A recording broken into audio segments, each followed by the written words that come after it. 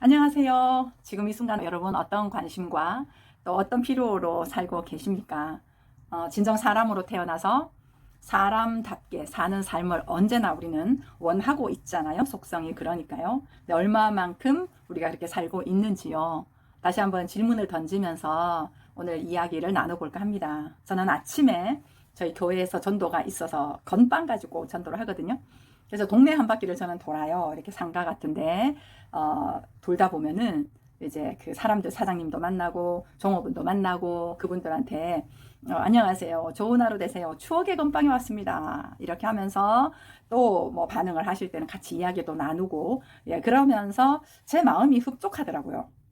그게 왜 그러냐면 제가 만난 사람들 중에는 건빵을 다 받으시는 분도 계시고 싫다고 하시는 분도 계시고 무심코 지나가는 분도 계시고 감사하다고 얘기하시는 분도 계시고 또 노숙자 차림처럼 그냥 길거리에 앉아 계시는 분도 계시고 여러 다양한 분들을 만나는데 그 대상들이 어떠하든지 간에 제 마음에서 똑같은 사람으로서 오늘 행복했으면 좋겠다, 건강했으면 좋겠다, 진정으로 마음에 평안이 있으면 좋겠다, 이런 느낌으로 건빵도 드리고, 안 받으려고 하시는 분들 계시면 추억의 건빵 맛있지 않습니까? 그러면 또 웃으면서 받으시는 분도 계시고, 이제 그러한 그 과정들을 하면서 제가 너무나 좋은 거예요. 사람들은 자기 상태에 따라서 받을 수도 있고 안 받을 수도 있잖아요. 자기 호불호도 있으니까요. 그래서 그거 상관없이 안 받는 사람 안 받는 대로, 싫어하면 싫어하는 대로, 좋아하면 좋아하는 대로 이제 그 상황을 이렇게 살고 보니까 너무 좋더라고요. 그래서 집에 와서 설거지하고 또 여러 가지 청소를 하면서 정리정돈을 하다 보니까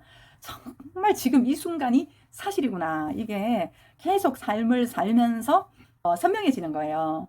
근데 우리가 지금 이 순간이 전부다. 지금 이 순간을 살아라. 현재다. 이런 이야기들은 굉장히 많이 하잖아요. 안 들어보신 분이 없으시잖아요.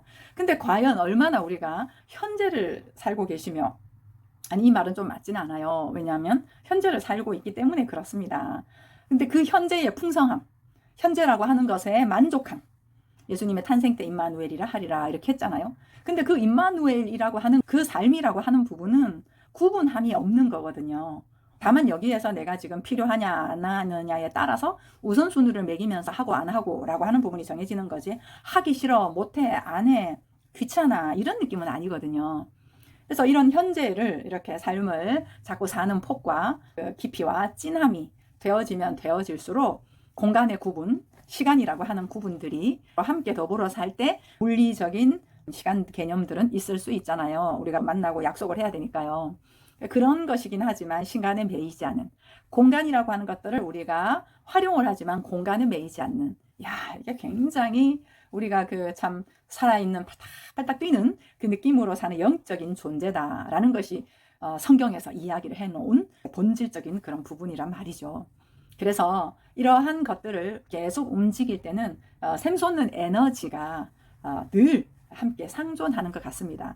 그래서 하나님이다라는 본질에 대한 이야기를 할 때 우리가 대부분 대상화해 놓는다라는 건 뭐냐 하면은 아무래도 내가 만들어 놓은 상이 붙어 있는 거거든요. 순수한 그 하나님 이라고 하기보다는 내가 배웠고 듣고 알았던 그 하나님이라고 하는 부분이 많이 이렇게 묻어 있어요. 근데 정작 하나님을 안다, 내가 그런 삶을 산다 라고 했을 때는 내가 가지고 있는 묻어 있는 인식이 아니라 그냥 있는 그대로의 괜찮음, 지금 이 순간에서 아 그렇구나 하고 사는 삶으로 되어졌을 때 그 어느 것도 붙이지 않은 순수한 하나님의 속성이라고 하는 부분이 삶에서 체감이 되어지는 거거든요. 그래서 이게 이제 온전하다, 예수께서 다 이루었다라고 하는 그러한 의미란 말이죠. 그래서 그렇게 말씀하고 가르치고 했던 부분들에 대해서 내 삶에서 그렇게 사라졌을 때 비로소 아 그랬구나, 아 그랬구나. 그 출애굽할 때 이스라엘 백성들에게도 하나님이 그랬잖아요. I will be who I will be. 가보면 안다. 근데 우리는 알려주세요. 알면 가겠습니다. 근데 그게 아니라 내가 움직여 살다 보면 알아지고 이래서 이랬구나. 이게 되어지네. 이렇게 가는 그 하나님의 인도하심이라고 하는 부분이 바로 우리 스스로 안의 삶으로 확인이 되어져야 된다라는 부분을 좀 말씀을 드리고 싶습니다. 그래서 이렇게 됐을 때는 우리가 많이 고민하고 있는 우리 스스로의 상태가 있잖아요. 예를 들면 미워한다거나 질투를 한다거나 그러다 보면 화가 나겠죠. 내가 좀 욕심이 많다라든가 내가 좀 이기적인 것 같다라든가 막 이런 부분들이 있잖아요. 근데 그러한 부분들이 대상이 있음으로 느끼는 거거든요. 외적인 대상을 두고서 스스로가 느껴진 부분들을 느끼기 때문에 거기에 이름표가 질투 이렇게 형성된 것들이거든요.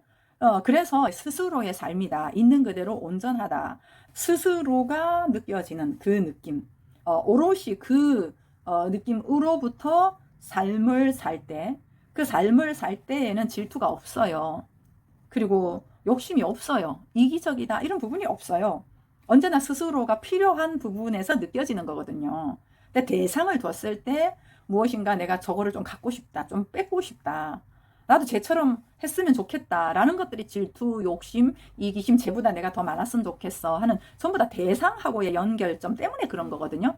근데 대상을 두고서 스스로가 느껴지는 어떤 질투의 느낌을 보면 잘하고 싶다. 욕심도 마찬가지입니다. 이기적인 것도 마찬가지입니다. 스스로를 채워가고 싶은 따뜻한 원래의 속성의 느낌이에요. 그래서 어떻게 하면 우리가 이런 부정적인 감정들을 좀 긍정적인 감정으로 바꿀 수 있을까? 어떻게 하면은 좀 더 우리가 온유하게 살 수 있을까? 이러한 것들을 우리가 이야기를 하고 고민을 하지만, 아하, 그런 것이 없었던 거네, 원래가. 질투 없었던 거네. 이기심 없었던 거네. 이 부분이 되어지지 않으면 우리는 계속해서 이걸 없애고 다른 선한 것을 추구하게 되는 것을 노력을 하지만 되지 않는, 되다가 도루묵이 되는, 이걸 반복할 수밖에 없는 거거든요. 예. 이런 부분들에 있어서 근본적인 것들은 제가 지금까지 말씀을 계속 나누었던 대상이 아닙니다. 스스로의 삶입니다. 하나님이다라는 존재 자체에 대해서 밝혀주신 성경에서 하나님의 속성은 스스로 있는 자다라고 했단 말이에요. 분명히 예수께서 오셔서 말씀하신 것은 연합이다 이렇게 얘기했거든요. 너라고 하는 존재가 죽고 그 영으로 하나가 되었다. 이 이야기를 한단 말이에요. 그 하나가 되었다라고 하는 것이 뭐 떨어져 있다가 하나가 되었다 이런 개념이라기보다는 원래 하나였는데 하나 된 우리의 온전함의 상태를 잃어버려서 떨어져 있는 것처럼 우리가 살았다 이 말이죠. 그러니까 고향이 여기 있는데 고향을 찾아서 헤맸다 이런 거랑 똑같은 거예요. 그래서 천국은 너희 안에 있다. 방향을 바꿔라. 다 이루었다. 여기 있다 저기 있다가 아니다. 이런 이야기들을 이제 하는 거지요. 그래서 근본적으로 해결이 된다라고 하는 부분에서는 내가 질투가 많네, 이기적이네, 나는 왜 이렇게 욕심이 많을까, 나는 왜 이렇게 화가 많이 날까 하는 이런 증상들에 대해서 고치려고 하거나 문제 해결을 가지고 시도를 하는 것이 아니라 그러한 것들이 왜 형성이 됐는지를 알아야 되는 거죠. 근데 왜 형성이 됐어요? 스스로의 속성이라는 거. 사람은 언제나 스스로가 여기서 느껴지는 그 생동감으로 주변을 보면서 관심을 가지고 그 필요에 따라 동의를 하고 그렇구나 하면서 스스로가 알아지고 스스로가 삶을 만들어 간다라고 하는 이것을 놓치다 보니까 내가 밥 먹고 내가 걷고 내가 뭔가를 해내고 내가 울고 내가 아프고 이 모든 것들에 대해서 사실은 내가 하고 있었단 말이에요. 그런데 뭔가에 의해서 하는 것처럼 느껴질 수밖에 없었던, 그러다 보니까 나라고 하는 존재 자체가 힘을 발휘를 못하게 된 거죠. 근데 이제 왜 그렇겠어요?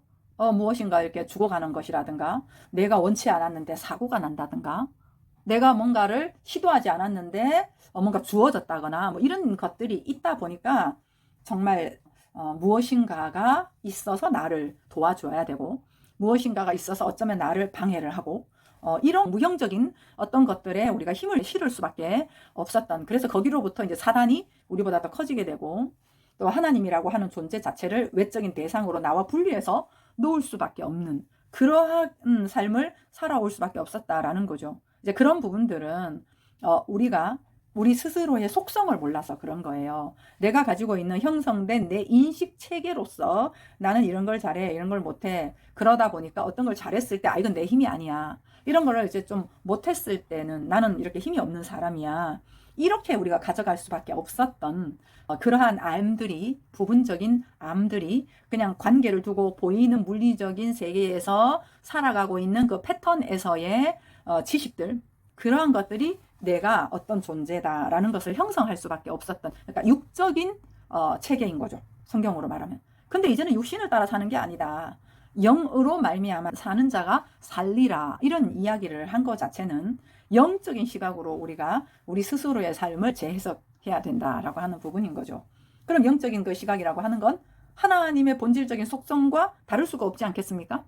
그 하나님의 본질적인 그 속성으로부터 우리의 삶이라고 하는 것은 언제나 자연스럽게 스스로가 보고 듣고 말하고 움직이고 하면서 스스로가 삶을 창조를 해내는 그러한 존재였다라고 하는 거예요. 그러한 부분들에 대해서 여기는 밭에 감추인 보화처럼 감추어져 있고 사람들로부터 들었던 것들이 켜켜이 쌓여가지고 이것이 나인 줄 알고 그렇게 삶을 살다 보니 뭔가가 나한테 해줘야 되고 뭔가가 어쩌면 나를 방해하고 있고 내가 아무리 해도 안 돼. 이러한 것들로 이제 외적인 무엇인가가 이렇게 우리가 이제 형성이 된 거예요. 그러다 보니까 내가 다 해놓고 내가 한 게 아니야. 이런 아이러니가 발생할 수밖에 없는, 이렇게 말할 수밖에 없는 삶을 살아왔다라는 거예요. 그래서 이제 우리가 성경에서 기도하라 그러잖아요. 그 기도하라라고 하는 부분은 나를 잠시 내려놓고 내가 생각으로 애쓰고 바라보는 것들로부터 그냥 모든 것을 두고 그냥 쉬어졌을 때 내가 나라고 알고 있었던 것보다 더 큰 내가 스스로에게서 발견되어진다라고 표현을 할 수밖에 없겠는데요. 그리고 성경에서도 그렇게 이야기를 했고 그렇게 됐을 때 이게 나라고 표현을 했지만 그 큰 나가 발견될 거다 이렇게 표현은 드렸지만 그거는 전체성을 품고 있는 거기 때문에 모든 것들이 어떤 생명체예요. 근본적인 시작점. 그게 생명의 근원이신 하나님. 그래서 모든 사람들, 식물들, 자연들, 동물들 이 모든 것들에 그 바치고 있는 근본적인 받침대는 하나님이다 라는 거죠. 거기에서 우리는 떠난 적이 없었다. 근데 이제 그 시작점, 든든하게 받쳐져 있는 바닥, 그러한 것들이 아닌 둥둥 떠 있는 상태에서 내가 뭔가를 만들려고 하는 게 바벨탑이고요. 그래서 내가 그 바벨탑을 계속해서 쌓으려고 시도할 수밖에 없겠죠. 왜냐하면 나도 살아야 되니까요. 나도 나를 보호를 해야 되니까요. 근데 이제 든든하게 받쳐져 있는, 눈에 보이진 않지만 그 안에서 내가 언제나 삶을 형성하고 있고 죽음조차도 그 바닥을 떠날 수 없다라는 사실을 우리가 알 때 임마누엘, 지금 여기 천국이라고 하는 시각들이 복원이 된단 말이에요. 복원이 되는 거죠. 그렇게 복원이 되면 내 삶에서 구분이 없어지고 여기가 내 집이니까 내 집을 고집하지 않고 내가 어떤 뭐 밥을 먹으러 가거나 직장에 출근을 하거나 누군가를 만나거나 거기가 내 집이고 거기 있는 사람이 소중하고 하는 원래 사람의 그 영, 현재적인 느낌, 그 영의 속성으로 지금을 살 수 있는, 그렇게 되었을 때 가벼워져요. 왜냐하면 우리는 지금을 오롯이 살지 못하니까 어떤 누군가를 만났을 때 집 걱정하고 집에 와서는 또 다른 할 일을 걱정하고 이렇게 우리가 쌓여 있는 게 무지무지 많아요. 그런데 이제 우리가 지금 이 순간에서 삶을 살다가 또 다른 장면이 오면 그 장면에서 또 오롯이 살 수 있는 게 원래 우리의 속성이기 때문에 이렇게 삶을 영위해 나갈 때 빌립보서 4장 16절에 아무것도 염려하지 말아라. 이게 맞네. 염려할 게 없네. 염려할 거 있는데 염려하지 말라 그랬어. 이게 아니고 염려할 거가 없는 거예요. 지금 이 순간이니까요. 이걸 느낄 때가 있거든요. 갑자기 옆에 있는 사람이 죽었어. 그럴 때 느끼잖아요. 내일이 있을 줄 알았는데. 아주 극단적인 진실, 죽음 앞에서 그 앞에서 느낀단 말이에요. 지금 이 순간의 소중함을. 그런데 매 순간 어제에 대해서 죽고 조금 전의 장면에 대해서 죽고 없는 거니까요.